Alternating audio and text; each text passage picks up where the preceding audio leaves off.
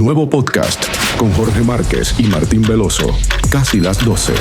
Charlas sobre tiempos finales, agenda woke, transhumanismo y mucho más. Casi las 12. Lo que está ocurriendo es simplemente lo que la Biblia ha profetizado desde hace ya miles de años. El Medio Oriente es el caldo de cultivo de muchas profecías que han estado dormidas durante siglos y que llegaría un tiempo, llegaría una generación, y ha llegado ya, que es la nuestra, en el que veríamos el cumplimiento de muchas profecías y veríamos cómo todas las naciones de la tierra, por supuesto también las más cercanas a Israel, como puede ser Yemen, incluso Jordania, también Egipto, Siria, etcétera, se iban a volver en contra de Israel, e Israel va a llegar un momento en el que se va a ver totalmente solo y solamente va a tener una dirección a la cual mirar. Yo tengo una frase que cuando quiero hablar, por ejemplo, de Israel o de Oriente Medio, la menciono mucho, y es la siguiente: lo bueno de todo esto es lo malo que se está poniendo todo. Hola a todos, muy bienvenidos a este episodio Casi las 12 Podcast. Estamos muy felices de compartir con ustedes un programa más distinto y me gusta mucho porque acá hablamos de temas que no todo se habla en medios de comunicación. Las noticias muchas veces están disfrazadas, no se dice la verdad, pero acá ponemos todo sobre la mesa y hablamos de temas que no todos se animan. ¿Cómo están? Yo estoy muy bien. ¿Y usted, Martín? Muy bien. ¿Cómo le va? ¿Cómo le va, Pastor? ¿Cómo te va, Eli? Estoy pensando en lo importante de la tecnología actual. Hoy tenemos un invitado que nos habla desde las Islas Canarias. Es verdad. Y lo podemos tener conectado con nosotros. Uno quisiera estar allá, pero está acá, ¿no? Claro. Así es. Con frío. El pastor José Manuel Sierra, que lo hemos conocido a través de las redes. Él predica mucho a través de las redes y es un conocedor profundo de la palabra de Dios, y además un hombre que ama a Israel y que visita muy asiduamente Israel. Así es. Entonces tiene mucho para decirnos de lo que está pasando en Medio Oriente en relación a lo que la Biblia dice, que Dios lo ha dicho todo de antemano. Estamos esperando ver cómo se cumplen las profecías que el Señor ha dado desde el Génesis hasta el Apocalipsis, y estamos viviendo un tiempo extraordinario, un tiempo tan especial, tanto que el pastor José Manuel Sierra me dijo el otro día en un programa que lo entrevisté que él tenía la expectativa de ver la segunda venida de Cristo. Qué lindo. ¿Vos tenés esa expectativa? Yo creo que sí, aunque a veces leo a Pablo cuando dice nosotros los que habremos quedado, y bueno, y Pablo se fue hace años, ¿no? Pero bueno, tenemos esa expectativa. Sin duda que este tiempo en el que vivimos es un tiempo que está descrito en la profecía bíblica, ¿no? La ciencia aumentará y sin lugar a dudas que en esta época de la historia de la humanidad la ciencia ha aumentado, dándonos como un indicativo de que estamos por lo menos cumpliendo ya gran parte de lo que la profecía bíblica ha hablado acerca de este tiempo, ¿no? Está conectado y ya está con nosotros el pastor José Manuel Sierra. Pastor, bienvenido a nuestro podcast. Muchísimas gracias, mis queridos hermanos. Saludos, como usted bien ha dicho, desde las Islas Canarias, concretamente desde la isla de Tenerife, aquí en España. Es un placer poder acompañarles en esta ocasión y bueno, aquí estoy para responder a lo que pueda responderles, y a lo que no, pues esperaremos a llegar a la presencia del Señor. Eso. Bueno, dicen las noticias que hoy las fuerzas de defensa de Israel están ya interviniendo en Gaza. O sea que estamos en pleno desarrollo de una embestida a la capital de la Franja de Gaza, una ciudad histórica donde estuvo preso Sansón, por ejemplo, ¿no? La Franja de Gaza siempre ha sido un lugar muy conflictivo. Es un lugar de unos poderes espirituales muy fuertes, y era también la zona donde vivía el eterno enemigo del pueblo de Israel, ¿no? Amalek. Por lo tanto, es una zona que se menciona mucho en la Biblia, y lo curioso es que siempre ha mantenido el mismo nombre que ha tenido por siempre, ¿no? La Franja de Gaza o Gaza, ¿no?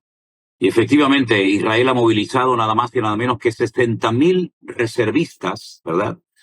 Para ya terminar el trabajo que tenían que haber terminado hace ya mucho tiempo, pero que debido también a la situación de los secuestrados, que cada vez lamentablemente quedan menos vivos y más muertos, pues no han dado ese paso definitivo, pero parece ser que ahora van en serio y ya van a por todas y no hay marcha atrás. Muy bien, la noticia más fuerte es que Israel se ha determinado exterminar a Hamás, la fuerza, digamos, terrorista de este régimen, tengo entendido que es suní, ¿no? No, el mundo islámico está dividido en suníes y en chiitas, y este grupo terrorista está financiado por Irán, y los iraníes son chiitas. Chiita. Chiitas, sí. Esto fue a raíz de la muerte del falso profeta Mahoma, que bueno, quién fue su heredero, si fue este o fue aquel. Y gracias a Dios el mundo del Islam está dividido en este sentido, ¿no? Aunque no les queda más remedio que ir a Arabia Saudita todos los años a la Meca, y en Arabia Saudita son suníes. Pero sería un fracaso terrible terminar esta guerra, por decirlo de alguna manera, y dejar en el poder, no exterminar totalmente la fuerza militar, política, económica, terrorista de Hamás, porque entonces en poco tiempo volveríamos otra vez a tener igual o peor situación que la que ya conocimos el día 7 de octubre. Bien, y ayer o antes de ayer creo que hizo una incursión Israel en Yemen y han atacado el palacio de gobierno de los yemeníes, ¿no? De la población de Yemen. Sí. Y sigue haciendo incursiones para todos lados, Israel. Es realmente sorprendente un país tan chico, tan poco extenso, Sí. un país y con tan poca población en proporción a todos los países de alrededor, ¿no? O países, digamos, enemigos o cuasi enemigos. Egipto no es enemigo, pero es cuasi enemigo. Jordania va por el mismo lado. Así que queremos que nos cuente, a la luz de las noticias de hoy y de estos días, una interpretación, una visión, porque usted está continuamente viendo noticias de Israel y está viendo de Medio Oriente, ¿no? Y continuamente estudiando las escrituras. A ver, háblenos un poco acerca de eso. Esta última incursión que ha hecho Israel a Yemen, unos ataques muy fuertes, se deben a un misil, a un cohete fuera de lo común que se atrevió a lanzar a la estratosfera los hutíes y que podía haber causado muchísimo daño. Entonces, los hutíes son un brazo armado, uno de los tantos que hay, financiado por el régimen de los ayatolá de Irán, y también, pues lógicamente, su objetivo es destruir a Israel. Lo han intentado en muchas ocasiones, por lo tanto Israel no ha tenido más remedio que volver a atacar a los hutíes, que ya me contarán ustedes qué pintan los hutíes en todo esto cuando viven a muchos cientos de kilómetros de Israel. Esa es la pregunta. ¿A qué distancia están los hutíes de Palestina? Suena raro para los que estamos muy lejos. ¿Cuál es el esmero o cuál es el empeño en atacar a Israel, siendo que ni siquiera son vecinos? No, viven como a 2.000 kilómetros, 2.000 y pico kilómetros. Sí. Y claro, imagínense lo que significa hacer ataques aéreos, ¿no? Aunque también han lanzado desde el mar misiles, cohetes, ¿verdad? La Marina israelí también está en esa zona muy calentita. Ahora, yo tengo una frase que cuando quiero hablar, por ejemplo, de Israel o de Oriente Medio, la menciono mucho y es la siguiente. Lo bueno de todo esto es lo malo que se está poniendo todo. Lo que está ocurriendo es simplemente lo que la Biblia ha profetizado desde hace ya miles de años. Que Medio Oriente es el caldo de cultivo de muchas profecías que han estado dormidas durante siglos y que llegaría un tiempo, llegaría una generación, y ha llegado ya, que es la nuestra, en el que veríamos el cumplimiento de muchas profecías y veríamos cómo todas las naciones de la tierra, por supuesto también las más cercanas a Israel, como puede ser Yemen, incluso Jordania, también Egipto, Siria, etcétera, se iban a volver en contra de Israel, e Israel va a llegar un momento en el que se va a ver totalmente solo y solamente va a tener una dirección a la cual mirar, y es hacia arriba. Como Noé solamente podía mirar hacia arriba, porque la única ventana que había en el arca estaba en la parte de arriba, no había ventanas a estribor o a babor, solamente había una ventana arriba, pues llegará el momento cuando Israel tendrá que poner en práctica lo que dice el Salmo 121, ¿no? ¿De dónde vendrá mi socorro? Mi socorro viene de Dios, el que hizo los cielos y la tierra. Por lo tanto, todo lo que está sucediendo no es producto de la casualidad, sino todo esto está saliendo según el plan profético de Dios. No tenemos por qué sorprendernos, ni asustarnos, ni amedrentarnos, porque todo está saliendo según el diseño del Señor. Israel llegará un momento en el que no le quedará más remedio que clamar de verdad delante de su Dios y reconocer al verdadero Mesías, al cual rechazaron hace 2000 años, y que será el único que podrá traer salvación, pero salvación permanente y paz duradera a todo el pueblo de Israel. Digamos que Israel está pretendiendo que se lo entienda, que se entienda lo que está haciendo Israel, pero lo que está haciendo es enardecer al mundo, ¿no? Exactamente. A Israel no se le puede entender, porque para entender lo que está pasando en Israel y lo que va a suceder en Israel, uno tiene que tener primeramente un conocimiento bíblico, pero en segundo lugar, una visión espiritual. Detrás de todo esto hay una guerra, hay un conflicto, hay una revolución en el mundo espiritual. Y lamentablemente la mayoría de los políticos, sociólogos, antropólogos, periodistas, etcétera, no tienen esa percepción espiritual. Intentan darle una explicación política, una explicación lógica, que no la tiene, y sin esa percepción, sin esa visión espiritual, es totalmente imposible poder entender lo que en ese país está sucediendo. Totalmente imposible. Bueno, el lugar más caliente del mundo está en Israel, ¿no? Está en Israel, pero este calor, por así decirlo, esta onda expansiva de lo que allí suceda, va a afectar a otras naciones, por no decir a toda la tierra. Fíjense curiosamente, por ejemplo, ahora cuánto se está oyendo hablar de Venezuela. Uno dice, bueno, parece que estábamos hablando el otro día de Ucrania, o de Israel, de los hutíes, de Irán, y ahora resulta que entra en escena otro país como Venezuela, y uno dice, bueno, ¿y qué pinta, podríamos decir, Venezuela en todo esto? Dice que, Bueno, no sé. que Rusia hoy ha anunciado que se va a meter o algo parecido, ¿no? No, Rusia no se va a meter ni va a defender a Venezuela, porque para eso se hizo hace unos días una reunión en Alaska entre Putin y Donald Trump, y los acuerdos no incluye que Rusia se meta en Venezuela, sino más bien todo lo contrario.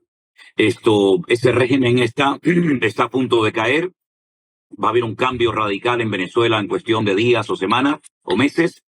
Y Venezuela lo que pasa es que estaba suministrando uranio a Irán, porque el 2% de la producción mundial de uranio se la estaba proporcionando Venezuela. Y uno dice, bueno, 2% no es nada. Con ese 2% que llega y que se enriquece en las centrifugadoras en Irán, Irán podía haber construido más de 100 bombas atómicas. Por lo tanto, los Estados Unidos y, lógicamente, Israel no pueden permitir que ese régimen se siga financiando por medio de la droga y también por la venta de uranio a Irán.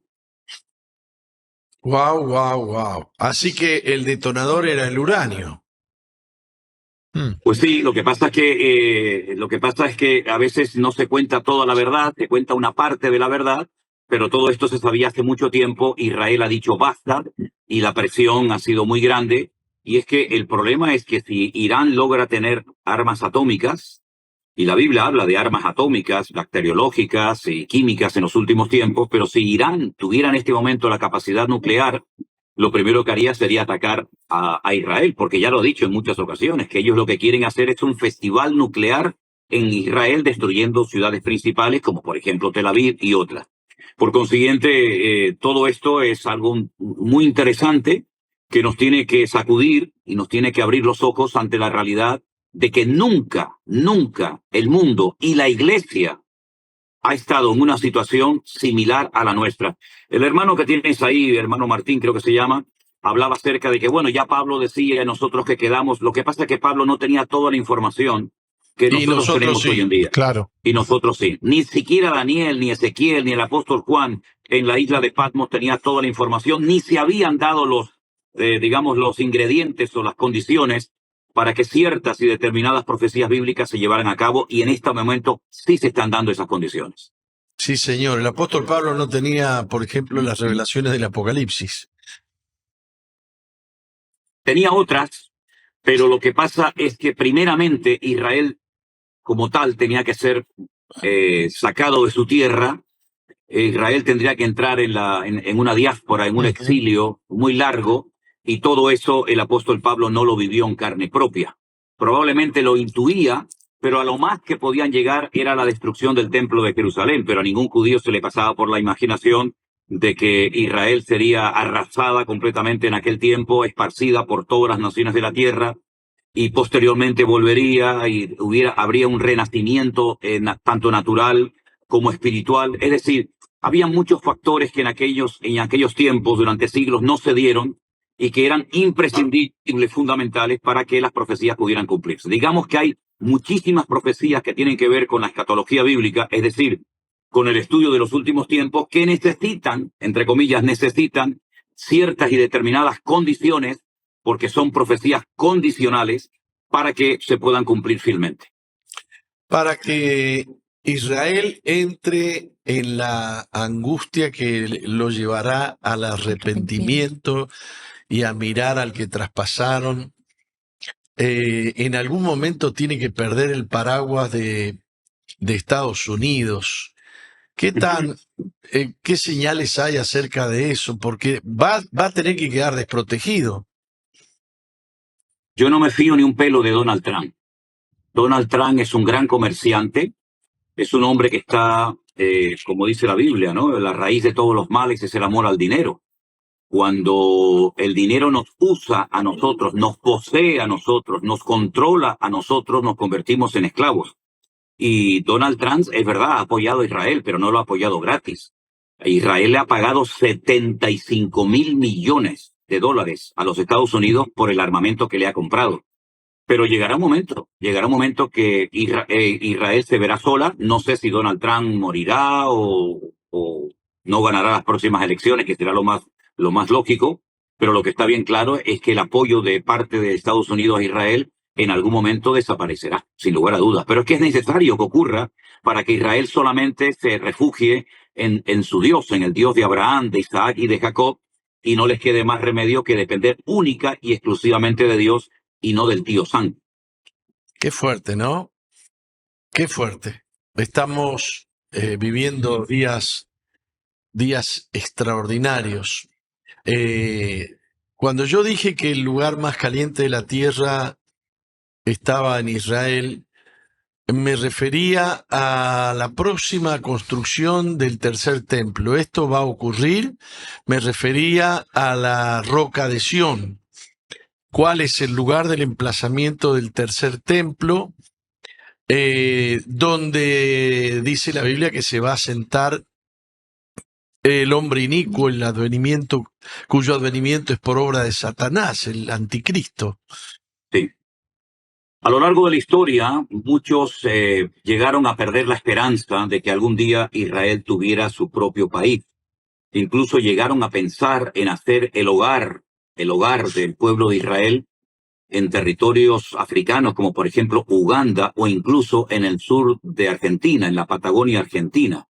Sin embargo, los planes de Dios apuntaban en la dirección que siempre han apuntado, hacia la tierra gloriosa, la tierra que Dios le prometió a sus antepasados, a Abraham, a Isaac y a Jacob.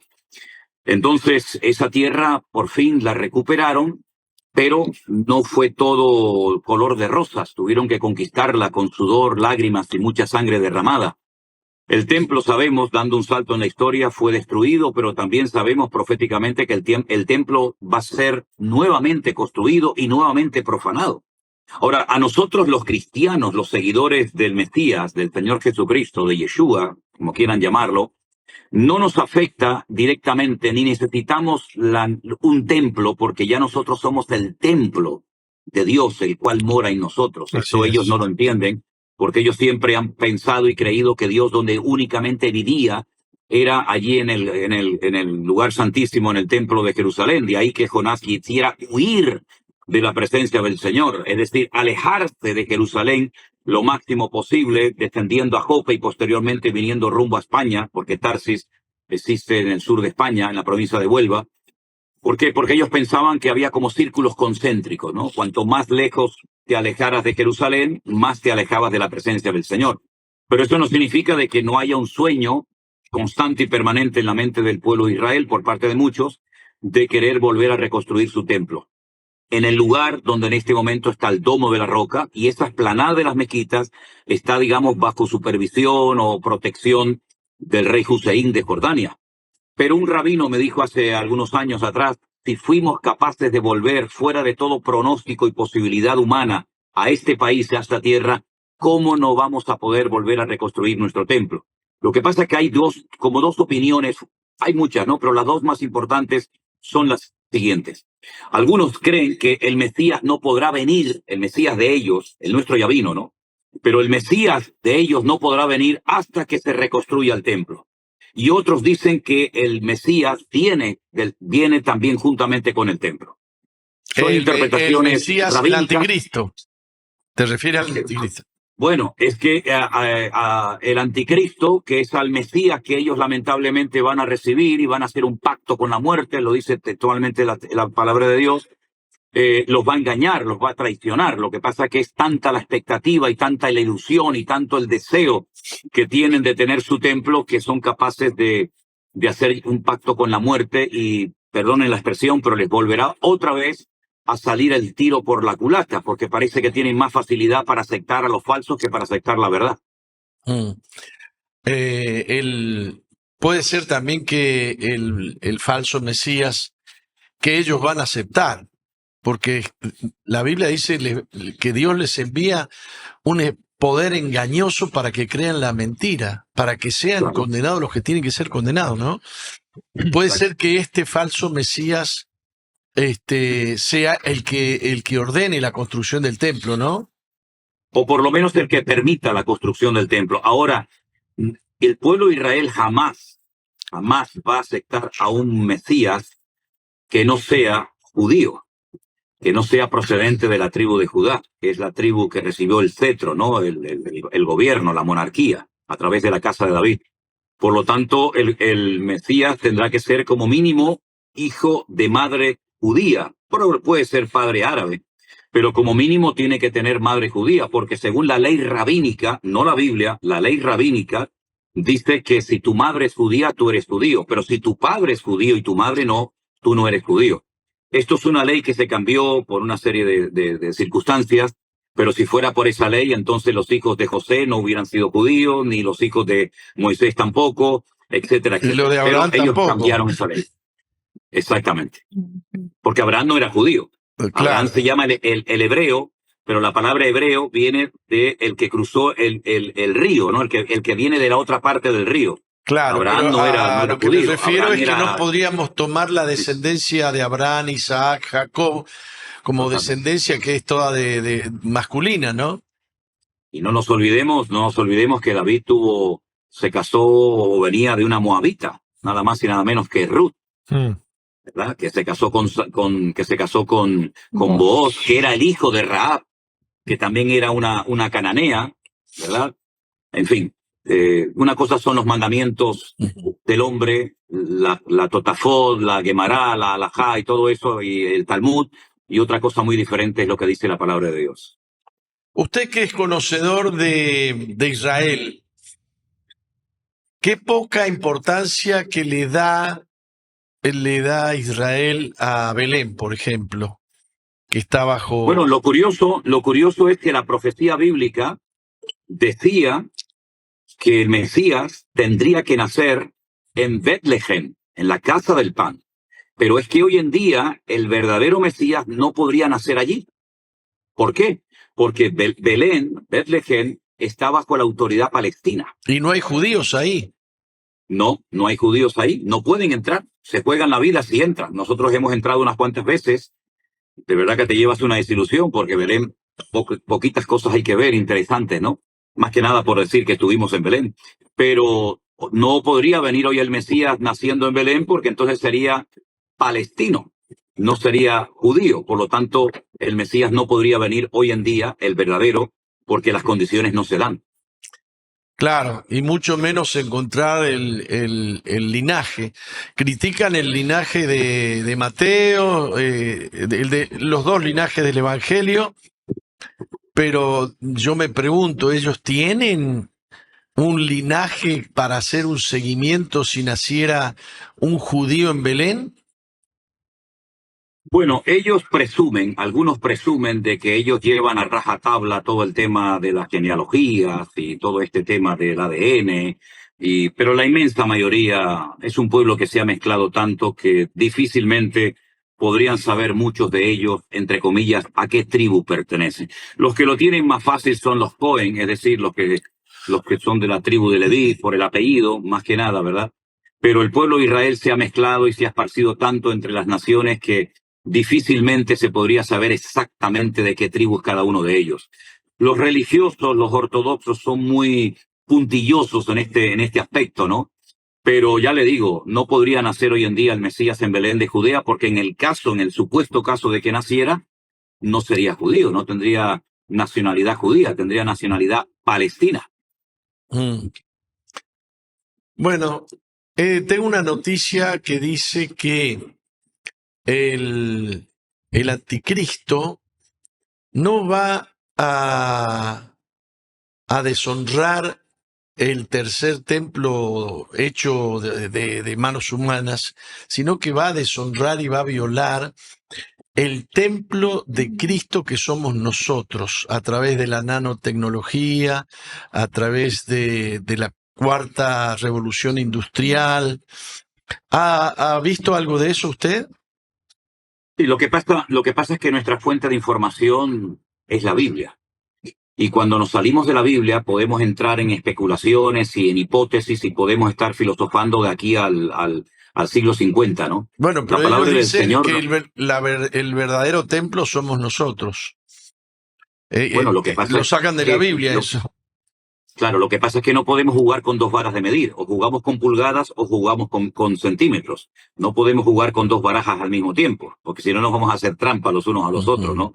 La Biblia dice literalmente, y hay que ver qué versículos hay que interpretar literalmente, qué versículos hay que interpretar alegóricamente. El apóstol Pablo dice que el inicuo, el hombre de pecado, el hijo de perdición, como él lo llama, él no lo llama anticristo, eso lo llama Juan, dice que se sentará en el templo de Dios haciéndose pasar por Dios. Ahora, cuando Pablo escribe esta carta, no se la está escribiendo a judíos, se la está escribiendo a gentiles. Y los gentiles tenían que saber perfectamente de que el templo iba a ser destruido y iba a volver a ser reconstruido. Nosotros es verdad que somos el templo de Dios, donde mora el Espíritu Santo. Pero si esa interpretación fuera verdad, quiere decir que Él se va a sentar encima de la iglesia, que va a conquistar a la iglesia.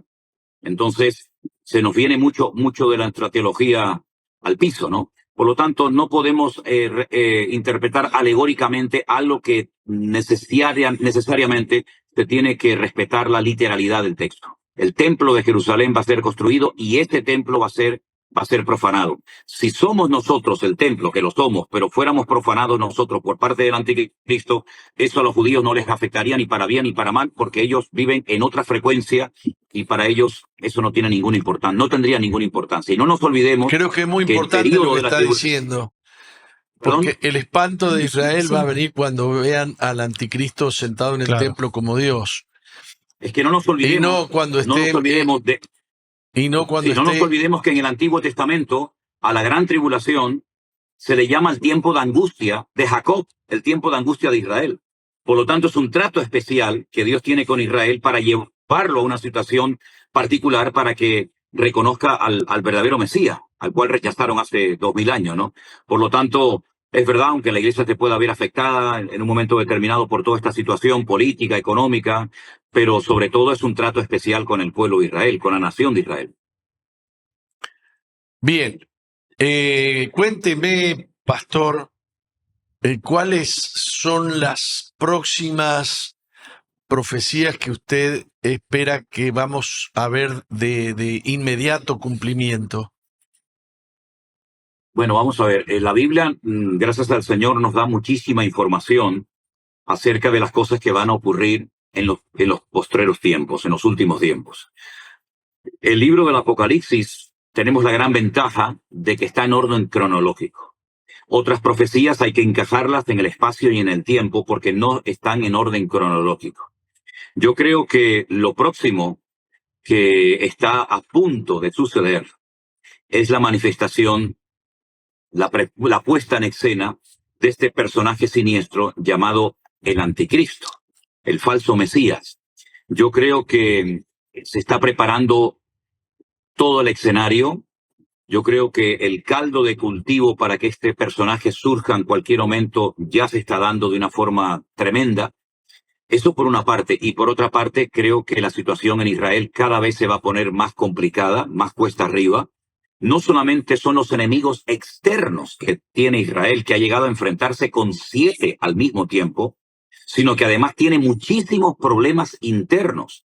No se olviden ustedes que en Israel hay una altísima población de judíos ortodoxos hasídicos que se niegan a hacer el servicio militar, la colimba, creo que lo llamaban en Argentina. Sí, en Argentina. Ok.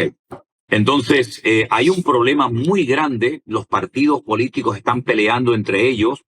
Ahora están tratando de proponer que dentro de 6 meses se haga, en estos 6 meses se haga un gobierno de coalición para dejar excluidos, echarlos a un lado, a un costado, a los dos partidos religiosos que se están oponiendo constantemente a muchas cosas, ¿verdad? Y que van en una línea diferente a la que van otros partidos. Por lo tanto, yo creo que todavía la temperatura de Oriente Medio tiene que seguir levantándose y más y más y más hasta que venga la gran explosión, el gran caos, y todos de una manera directa o indirectamente nos veamos afectados. Por otra parte, referente al pueblo de Dios, referente a la iglesia, nosotros actualmente, creo que la iglesia también tiene que entrar en un periodo en el cual tiene que reflexionar y recapacitar acerca de lo que ha estado haciendo en los últimos años. La iglesia ha perdido mucho tiempo en divisiones internas, en peleas, en dimes y en diretes, y no hemos cumplido con nuestro objetivo fundamental, que era el de la gran comisión. De ahí que el Señor tendrá que comenzar a llamar y a poner en escena a miles y a miles de judíos convertidos, nacidos de nuevo, para que ellos concluyan con el trabajo que la iglesia no ha logrado terminar. Entonces yo creo que vienen tiempos muy interesantes en lo político, en lo económico, en lo espiritual, y todo esto lo vamos a ver en breve. Y otra cosa muy importante, todavía no hemos visto algo que puede ser un detonante tremendo, y es como muchas naciones van a seguir presionando y presionando para que se establezca un Estado palestino y se divida el territorio, y eso va a ser ya algo que no se va a poder soportar por parte de la población israelí, por parte de los soldados y por parte de mucha gente que está derramando y entregando su vida para defender las fronteras del Estado de Israel. Pero Israel se va a ver muy presionada y nosotros no tenemos que quitar la mirada de Medio Oriente porque vamos a ver cómo se van a poner las cosas muy complicadas. Y probablemente Rusia, que está envalentonada y está en un punto, digamos, de orgullo y arrogancia, pues se atreva incluso a hacer algunas incursiones en otras poblaciones, en otras partes del mundo, y no pasará mucho tiempo hasta que esto lo vamos a poder ver. Qué fuerte. Entre los problemas intestinos que tiene Israel hemos observado que los ortodoxos, grupos ortodoxos, no reconocen el Estado de Israel. Digamos Sí. que Israel nació en el año 1948 conforme a las profecías bíblicas, pero los ortodoxos dicen que bueno, que este gobierno no es de Dios, que no. Y en realidad los que fundaron el Estado de Israel no eran gente creyente, no eran gente de la Biblia, muchos de ellos eran ateos. Sí, sí. Entonces como dijo usted, una crisis interna muy fuerte, porque ellos esperan la derrota del Estado de Israel, gente de adentro. Sí, hay un sector, son los de Encarta, que incluso en el barrio de Mea Sharim, el barrio ultraortodoxo de Jerusalén, Mea Sharim significa el barrio de las 100 puertas, donde viven la mayoría de judíos ultraortodoxos, pero que son de origen askenazí, no son sefaradíes, sino son askenazíes. Ellos incluso oran y se manifiestan y tienen en sus casas la bandera palestina y no usan el shekel, que es la moneda de Israel, sino usan las monedas de Jordania, tienen ciudadanía jordana. Han ido incluso a Irán a pedirle que bombardee y destruya al Estado de Israel. Porque es verdad que el Estado de Israel no fue fundado por religiosos. De hecho, ya los religiosos habían perdido la fe y la confianza en la posibilidad de que algún día Israel tuviera su propia nación. El primer encuentro sionista, lo que pretendía era constituir un país, un Estado independiente de la religión. No querían que los religiosos formaran parte, digamos, del Estado de Israel, ¿no? La mayoría pues eran socialistas, más bien comunistas, y todos estos kibbutz que fueron atacados el día 7 de octubre pues tienen esa línea, tenían esa tendencia izquierdista, ¿no? ¿Cuántas sinagogas quemaron, cuántas sinagogas destruyeron los terroristas que atacaron Israel en los kibbutz? Ninguna, ¿verdad? La mayoría eran ateos, la mayoría eran socialistas, incluso comunistas. No creen en la religión. Yo he entrevistado, he estado con muchos de ellos. Yo visité prácticamente todos los kibbutz que fueron atacados, menos uno que por llegar tarde no me dejaron entrar.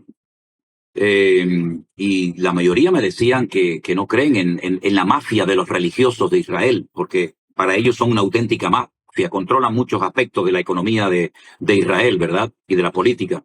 Entonces, el Estado de Israel fue fundado efectivamente por personas que no eran religiosos. De hecho, los kibbutz era la imitación de la vida de la iglesia primitiva en Jerusalén, pero sin Dios, ¿vale? Era todo en común. Era socialista.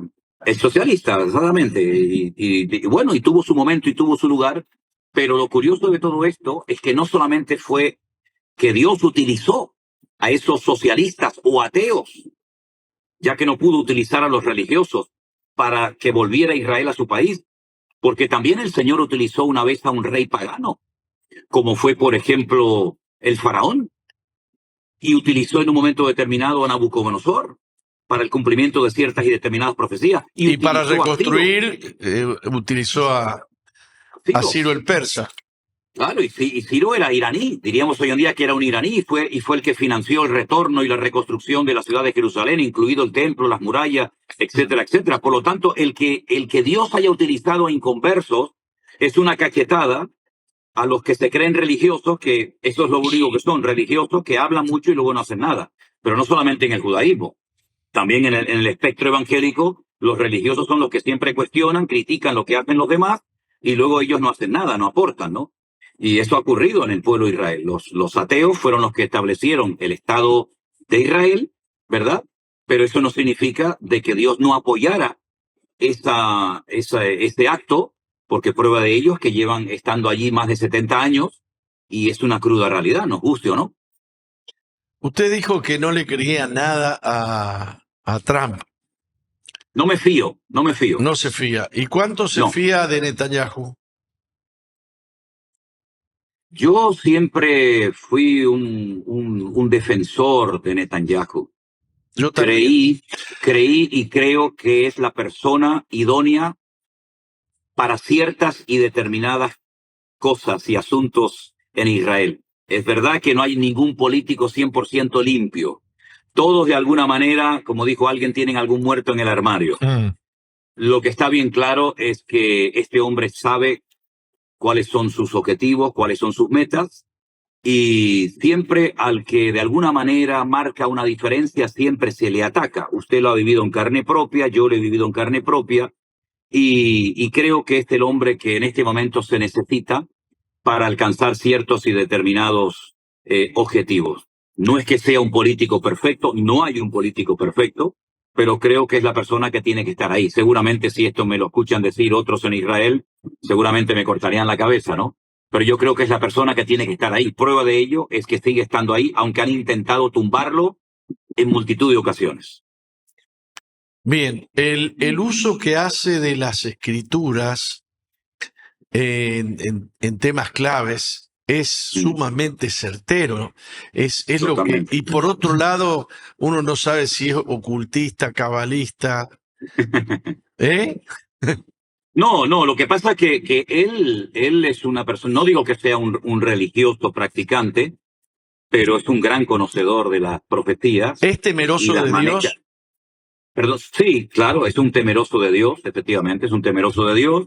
Él de vez en cuando puede, asiste a la gran sinagoga de Jerusalén, tiene sus tiempos de estudio de las profecías, las conoce muy bien y tiene una gran ventaja, es un gran comunicador.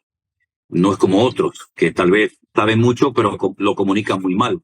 Entonces yo creo que Netanyahu está jugando un papel fundamental en la historia del pueblo de Israel en este momento. Cuénteme acerca de muchos rabinos que usted sabe que están creyendo en el Mesías del Nuevo Testamento. Sí, hay unos cuantos, y tengo contacto con algunos de ellos. Lo que pasa es que han creído durante más de 14 años que tenían que estar en la clandestinidad y se basan en el hecho de que el Señor Jesucristo, en el cual creen, estuvo más tiempo en la clandestinidad que en su ministerio público. Realmente estuvo 30 años, y quitando el día de la circuncisión, de la presentación en el templo, y cuando, entre comillas, se perdió en Jerusalén, que yo creo que los que se perdieron fueron los padres, no él. Quitando esos pasajes, no sabemos prácticamente nada de él hasta los 30 años, ¿no? Es curioso que estuvo 30 años en el anonimato, 3 años en su ministerio público, exactamente el mismo número de vértebras que tiene la columna vertebral, y después escogió a 12 discípulos, y ya existían las 12 tribus de Israel. Tenemos 2 pares de 12 costillas al lado izquierdo, 12 costillas al lado derecho, y todos los miembros del cuerpo coinciden con alguna profecía o con alguna función, alguna manifestación del poder y de la esencia de Dios a lo largo de la historia. Es algo realmente increíble, ¿no?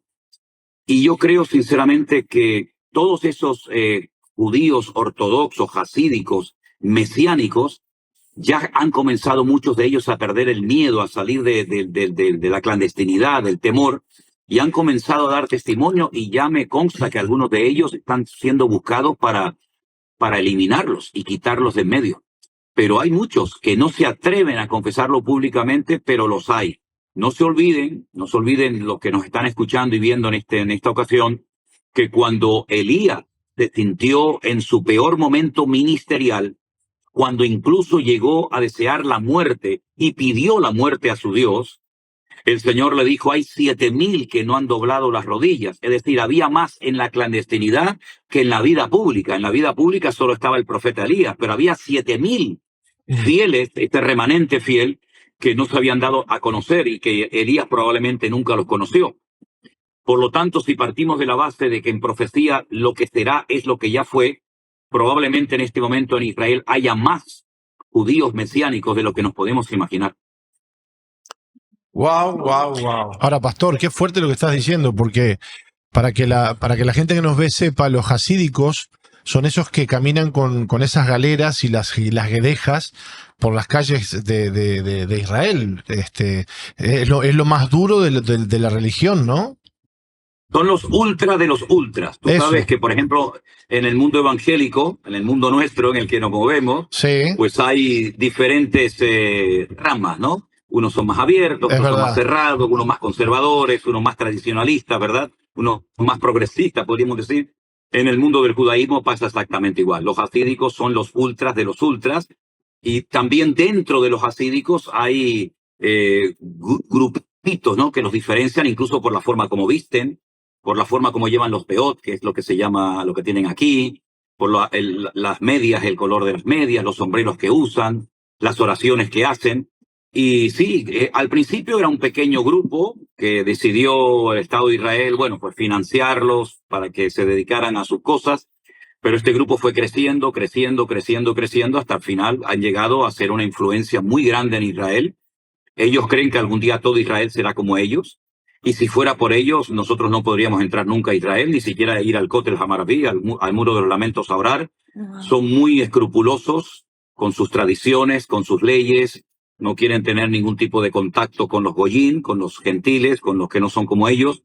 Y son muchísimos, pero no solamente en Jerusalén, sino que ya están por muchas partes de Israel. Y desprecian Y mucho ejercen a mucha los influencia. goim, ¿no? Desprecian mucho a los gentiles.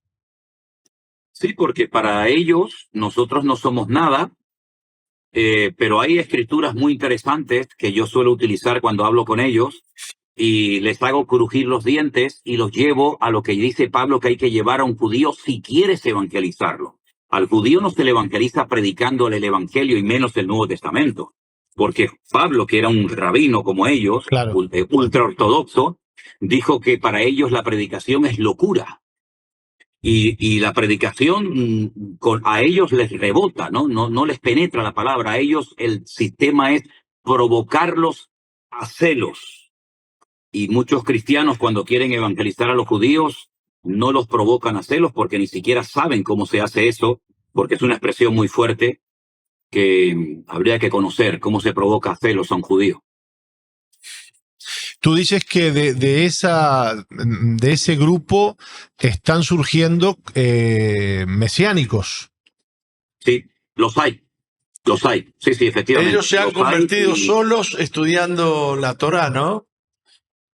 Bueno, lo que ocurre Y los es profetas. que en el momento en el que ellos se interesan por leer las páginas del Nuevo Testamento, o incluso si se atreven, como algunos han hecho literalmente, si tú existes y eres el verdadero Mesías, revélate a mi vida, y el Señor se les revela en persona a muchos de ellos. Bueno, yo tengo algunos casos de judíos en Galilea que se convirtieron al Señor cuando le dijeron al Señor, revélate a mi vida, y el Señor se les presentó literalmente, y ellos fueron los fundadores de la iglesia más grande judía mesiánica, por ejemplo, en Galilea, en la ciudad de Tiberias, y han estado pasando muchas persecuciones y muchas humillaciones porque no han querido renegar del Señor, pero el Señor se les presenta a muchos de ellos, o en sueños, o literalmente físicamente. Qué tremendo. Amén. Sí, Qué sí, tremendo. tremendo, ¿Usted, tremendo. querida, tiene alguna Una pregunta, sí. Desde su experiencia, a ver, ¿cree usted que el antisemitismo mundial es también parte del cumplimiento profético? Sí, claro. Al judío siempre se le ha considerado el chivo expiatorio de la historia. Hoy justamente estaba hablando con una de mis hijas, ella está leyendo el precioso libro de Esther, que por cierto es el único libro, por lo menos en castellano, donde no aparece el nombre de Dios, pero vemos a Dios por todas partes. Ella me decía, papá, qué curioso que ya en la época de la reina Esther ya querían eliminar, ya querían exterminar a todo el pueblo de Israel. Digo, sí, hija, siempre ha sido así. El espíritu de Amalek ha saltado de generación en generación, ¿verdad? No solamente en aquella época, aunque siempre ha ido a más. Por ejemplo, el faraón se conformaba con matar a los niños, pero no dijo nada de las mujeres ni de las niñas. Sin embargo, en los tiempos de la reina Esther querían exterminar absolutamente a todos. Ese espíritu no desapareció en el tiempo ni en la historia, sino que lo poseyó a Adolf Hitler, y él quería también exterminar a toda la población judía, ¿no? Y lo intentó, por lo menos. Es decir, el antisemitismo es una de las señales de los últimos tiempos. ¿Por qué? Porque el antisemitismo consiste en rechazar al judío, haga lo que haga, diga lo que diga. No tiene ningún sentido que naciones ricas, cultas, etcétera, sean capaces de hacer lo que están haciendo, de promover lo que están promoviendo. Uruguay es una de ellas, pero tengo un documento que os lo voy a mostrar, si Dios me permite, cuando vaya a Uruguay, impresionante, de cómo Uruguay abogaba por los judíos cuando estaba bajo el protectorado de Inglaterra. Cómo defendió a los judíos que tenían que ser libres del yugo de la presión de Inglaterra, ¿no? Pero bueno, todo cambia a lo largo de la historia. Pero es una forma, es una señal que nos indica que el pueblo de Israel llegará a un momento en el que sentirá la soledad total y absoluta. Y en la angustia me buscarán y me hallarán, dice el Salmo 118. Bueno, muy interesante la charla que estamos teniendo contigo. Estamos acercándonos al final.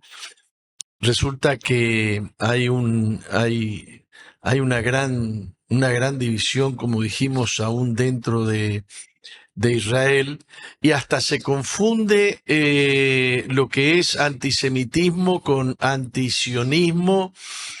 Hay un esfuerzo muy grande en enseñarnos de que quien es antisionista también es antisemita. Pero realmente creo yo que hay una gran diferencia. Hay un sionismo que es político y no religioso. Hay un sionismo que es esotérico, ¿sí o no? Hay tantos términos, hay toda una jerga en torno a estos temas, sionismo, antisionismo. Hay tantas palabras que lamentablemente el dolor más grande que yo siento es el desconocimiento, la ignorancia tan grande que incluso hay dentro de las iglesias. Porque no sé en Uruguay, pero aquí en España, hay iglesias que están totalmente en contra de cualquier cosa que suene a Israel, ¿no? Pastores que predican en contra de Israel. Tenemos, por ejemplo, la Federación de las Iglesias Evangélicas de España, que se llama la FEREDE, que yo tuve que hacer un escrito porque ellos incluso mandaron un escrito en contra del pueblo de Israel. Los pastores de Madrid tuvieron que organizar una reunión de urgencia. En fin, hay un desconocimiento. La ignorancia nos lleva a decir y a comportamientos realmente a veces absurdos y antibíblicos. Por eso yo creo que tenemos que trabajar también mucho en la iglesia para que la gente sepa qué es el sionismo, qué es el Estado de Israel, el Medinat Israel, y qué es el pueblo de Israel, que no tiene nada que ver. Una cosa es el Estado de Israel y otra cosa es el pueblo de Israel. ¿Cuál es el pueblo de Israel? Tiene que ver el pueblo de Israel con el Estado de Israel. ¿Qué es un judío? ¿Qué es una israelita? Incluso con la misma palabra Palestina. La palabra Palestina no es una palabra, no es el nombre que los palestinos, valga la redundancia, le dieron a su país, porque la palabra la letra P, no la pueden pronunciar porque no existe en el alfabeto árabe. ¿De dónde viene la palabra Palestina? ¿Quién le puso Palestina? ¿Realmente hubo una vez un Estado, un pueblo palestino? ¿Por qué tanto odio y desprecio al palestino o al judío? Sí, hay un desconocimiento tan grande que yo creo que sería buenísimo dar algunos estudios, algunos talleres en las iglesias, incluso a nivel pastoral, para aclarar terminología. Quiero decir como ejemplo que hace años llegó a mis manos un manual que lo hizo el doctor Billy Graham, el manual de los obreros. ¿Por qué? Porque a veces utilizamos unos términos que para nosotros significan una cosa y para el oyente que queremos alcanzar o evangelizar significan cosas completamente diferentes. Entonces, ese manual del obrero era muy interesante porque ¿qué significa para mí bautismo? ¿Qué significa para un católico la palabra bautismo? O para un budista. Entonces, a veces el problema es que entramos en una dialéctica, en una confrontación, porque estamos utilizando términos que para mí significan una cosa y para el oyente significan otra completamente diferente. Eso pasa también en el mundo evangélico. El bautismo del Espíritu Santo para una parte del mundo evangélico significa una cosa y para otra parte significa otra cosa completamente diferente y nunca se van a poner de acuerdo. Entonces yo creo que muchas veces el problema es de términos que no sabemos ni siquiera en el fondo lo que significan y por qué los utilizamos. Y creo que ha llegado el tiempo de educar a la iglesia. Me hace mucha gracia cuando decimos, bueno, vamos ahora a darle paso a los niños para que pasen a sus clases de escuela dominical mientras los adultos nos quedamos aquí en el culto. Yo creo que en alguna ocasión deberían salir los adultos de los cultos, ir a las clases y los niños quedarse en el culto. ¿No le parece, pastor? Sí. Ay, qué bueno que estuvo eso. Estuvo muy bueno. Bueno, te tenemos invitado, pastor, ¿para qué mes era? Octubre. Octubre. En octubre. Sí. Vamos a tener el privilegio de tenerte con nosotros, y a través de esta charla la gente ya te está conociendo, ¿no? Eso, Sí. eso. ¿Sabe algo este hombre? Y parece que sí. Bueno, de hecho, hay unos videos que circulan tuyos, pastor, sobre lo que te dijo un rabino una vez que estabas en el Muro de los Lamentos, ¿puede ser? Sí, efectivamente. Se ha Yo hecho tengo muy mucho viral ese video. A ver, cuéntanos. Se ha hecho muy viral. Yo creo que es bueno que la gente lo escuche. Sí, bueno, es una persona que se me acercó en uno de los viajes que hice a Israel. Bueno, él comenzó a decirme una serie de cosas sobre la guerra de Ucrania, me hizo preguntas acerca de Apocalipsis capítulo 12, que es un capítulo extraordinario, donde habla de una mujer que está a punto de dar a luz a un hijo, que tiene que huir al desierto. El dragón, que es uno de los muchos nombres que recibe el diablo en la Biblia, al ver que no puede destruirla, se vuelve a hacer guerra contra el resto de la descendencia de la mujer, que son los que guardan los mandamientos y tienen el testimonio de Jesucristo. Hablamos de todas estas cosas y fue muy interesante la conversación, cómo se están preparando muchos de los judíos ortodoxos, guardando grandes cantidades de comida, de medicina, de agua, para prepararse para el tiempo de angustia, por lo menos para una parte. Y tengo muchos datos que me ha mandado. No estoy 100% de acuerdo con todo lo que me ha dicho, pero hay muchas cosas interesantes, como por ejemplo la construcción de un altar portátil que están haciendo para subirlo a la explanada de las mezquitas y comenzar a hacer sacrificios, porque han descubierto, han estudiado y llegado a la conclusión de que no hace falta tener el templo para poder hacer sacrificios, porque el pueblo de Israel durante siglos hizo sacrificios sin tener un templo físico, y entonces no lo hacen porque quieran realmente, digamos, agradar a Dios, sino que quieren demostrarle a los cristianos, ¿verdad?, que ellos no necesitan la sangre de su Mesías, sino que con la sangre de sus animales pueden también obtener perdón de pecados, y por ahí puede ir también un poco la interpretación de la famosa expresión, cuando veáis la abominación desoladora, de la cual habló el profeta Daniel, el que lee entienda. Siempre hemos interpretado que la abominación desoladora que habla Mateo 24 es la profanación del lugar santísimo, pero ojo, antes de la profanación del lugar santísimo se va a derramar sangre de animales en esa explanada y ya están preparados. Es decir, muchas cosas interesantes que hemos hablado en muchas ocasiones. Ya han hecho unas pruebas, ya han sacrificado, han hecho holocausto con alguna becerra colorada, ¿no? Bueno, nosotros estuvimos este año en el mes de mayo en Shiloh, que es donde estuvo por más de 400 años el tabernáculo que construyó Moisés en el desierto, y de las vacas rojas que ya tienen en Israel, faltaba una, y últimamente se ha dicho que la han sacrificado. Algunos dicen que no es verdad, otros dicen que sí es verdad. La vaca roja no hace falta que la sacrifiquen en la explanada del templo, simplemente hace falta que la quemen, y con esas cenizas y con este resto que queda, pues serviría como para purificar toda la explanada del templo. De esto se habla en el Antiguo Testamento, también se habla en la carta de Pablo, quien la haya escrito a los hebreos, pero simplemente es un tipo. Saben que en la Biblia hay muchas figuras literarias, una de ellas se llama tipo. Tipo es una figura literaria que anticipa algo que va a ocurrir en el futuro, ¿no? Y la vaca roja, la paráduma, es simplemente un tipo de la sangre de Cristo que iba a ser derramada para purificarnos y redimirnos de los pecados, ¿no? Pero ellos, como interpretan que la vaca colorada es algo literal, pues se pierden la bendición de saber que la sangre de Cristo, que tú eres el Cordero de Dios, que quita el pecado del mundo, ya fue derramada. Así son muchos datos, mucha información que nos puede ayudar a darnos cuenta de la situación y del momento histórico en el calendario de Dios en el que nos encontramos. Bueno, parece que tenemos mucho que hablar. Acercándonos a tu venida, creo que vamos a tener que hacer otro podcast, ¿no? Bueno. Yo salgo mañana de viaje, regreso el día 17, vuelvo a salir el 19 y luego del día 31 de este mes hasta el día 17 estamos en los Estados Unidos, así que bueno, estamos bastante apretados de agenda, pero de verdad créame, tengo mucha ilusión por ir a su iglesia, de estar con ustedes, de conocerlos personalmente, de darnos un abrazo. Y sobre todo de estrechar lazos, ¿no? Porque yo creo que ha llegado el momento de darnos cuenta de que nos complementamos. Unos trabajan en un extremo del mundo, otros trabajamos en otro, pero todos trabajamos por el mismo rey, en el mismo reino. Y el espíritu es el mismo. Totalmente, totalmente. Fíjense cómo el Señor nos ha unido sin habernos conocido anteriormente, pero el Espíritu de Dios sabe dónde estamos. Sí, señor. Muy bien. Pastor, una última pregunta. Sí. ¿Usted toca el teclado?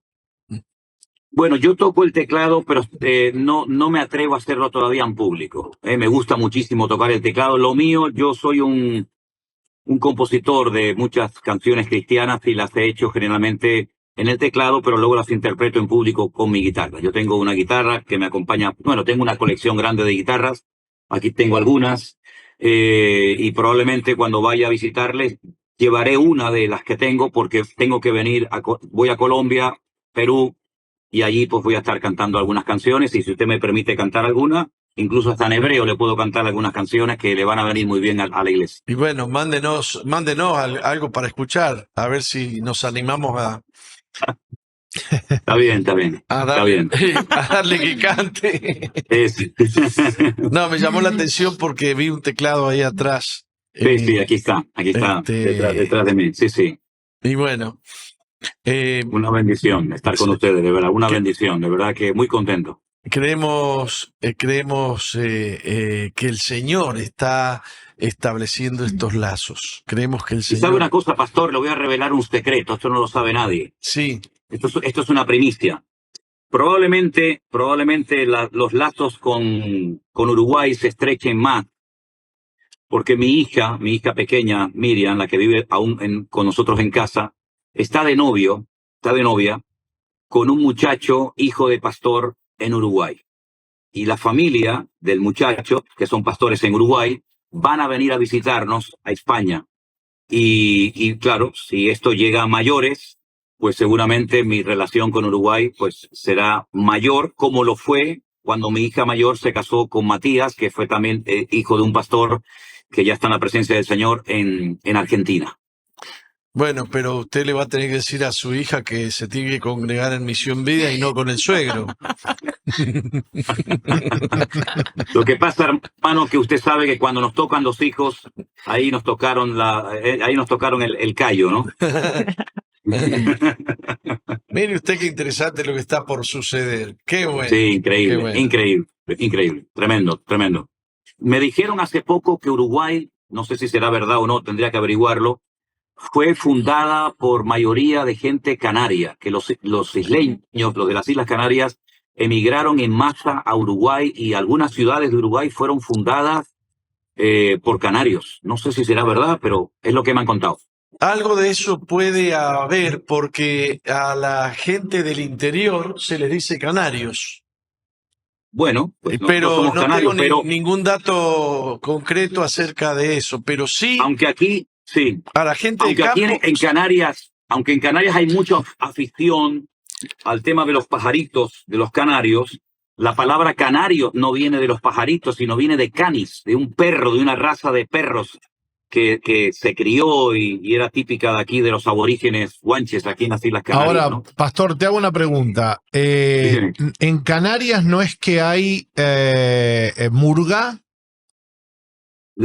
A las murgas se le llama a los grupos que tocan en los carnavales, en las comparsas. Eso. Hay allí, ¿verdad? Es que, lamentablemente tengo que informarte, digo lamentablemente porque es terrible, el ambiente espiritual es tremendo. Sí. Nosotros en ese tiempo salimos de la ciudad, hacemos retiros, campamentos. Tenerife presume de tener el segundo carnaval más importante del mundo, después del de Río de Janeiro. ¿Por qué te pregunto esto? Porque yo sé que hay una conexión muy íntima entre el carnaval uruguayo y el carnaval canario, y que los grupos de carnaval, los grupos de parodias, de parodistas y de toda la música de carnaval, Sí. se parece muchísimo a los grupos de música de carnaval canaria, de Islas Canarias. Y de hecho, las grandes murguistas uruguayos viajan a Canarias porque saben que es la cuna de lo que aquí se conoce como el carnaval y la murga y todo Bueno, eso, ¿no? probablemente, si es verdad que los canarios emigraron en masa a Uruguay, probablemente hayan llevado Sin duda. esa costumbre, esas músicas, en fin, ese estilo de vida. Sabes que carnaval significa culto de carne. Sí, a sí, Dios sí, Baal, carne a Baal, sí. Sí, carne señor. a Baal, ¿no? Es así. Tremendo. Bueno, lo único que sé yo bien es que Ujú. los canarios del interior del país son gente mala. ¿Ah, sí? Sí. Bueno, yo no soy del interior, soy de la costa, así que no sé. Ah, muy bien, muchísimas gracias, pastor, por Un habernos placer, pastor. Un acompañado. placer, Gracias, de pastor. verdad. Dios bendiga Un placer. tu ministerio, hermano. Igualmente. Y Estamos Dios de te verdad guarde. muy contentos. Amén. Un abrazo grande a todos. Abrazo grande, pastor. Bendiciones. Adiós. Bueno, hemos tenido una charla muy, muy bonita. La verdad es que estoy muy feliz de conocer a este pastor. Es verdad. Escuché muchas de sus enseñanzas que coinciden mucho con lo que yo predico, con lo que yo estudié. Lo que me molesta es cómo se dice, Eli nos Sí, interrumpe continuamente. Espero la audiencia me pueda entender. Lo que pasa es que entre eminencias y eruditos de este nivel uno no pica. puede opinar. Claro, no hay manera. Menos mal que tenía una pregunta. No hay manera. No, y lo otro es que a veces tenés preguntas y se van contestando en la medida, A medida que él va se va, es hablando, verdad. claro, total. Y ahí, bueno, Ya está, ¿qué le voy a preguntar? Ahora entiendo. quedás muerto. Ahora entiendo por qué Ah, te sí. quedaste. Porque te iba contestando todas las preguntas. Claro, y ahí no sé, eso la saqué Tenía debajo 1000 de la preguntas, manga. pero todas le fueron Claro. respondidas en el diálogo. Claro, qué fuerte. Es fuerte. Pero como han visto, es un conocedor, ¿no? Sí. Bueno, de hecho hay muchos videos del pastor en las redes sociales. Qué bueno que lo hayamos invitado para octubre, ¿eh? Muy bueno, muy bueno. Muy La bueno. verdad, muy bueno. Muy bueno. Creo que vamos a tener una experiencia extraordinaria con Es su verdad. visita. Es verdad. Él hizo mención acerca del sionismo y nosotros hicimos un podcast hablando acerca del sionismo y la gente también puede mirar el episodio y tener conocimiento de esto, que la verdad es muy importante y muy interesante poder tener conocimiento de esto. Bien, despídase. Que lo haga. O haga Así la que bueno, despedida. los invitamos. Hágala ahí. Ok. Bueno, no, si quiere acá. Ok, los invitamos a todos a que estén pendientes y se suscriban al canal de YouTube y activen la campanita para que les pueda llegar la notificación cuando este episodio se esté estrenando. Casi las 12 podcasts. Casi las 12.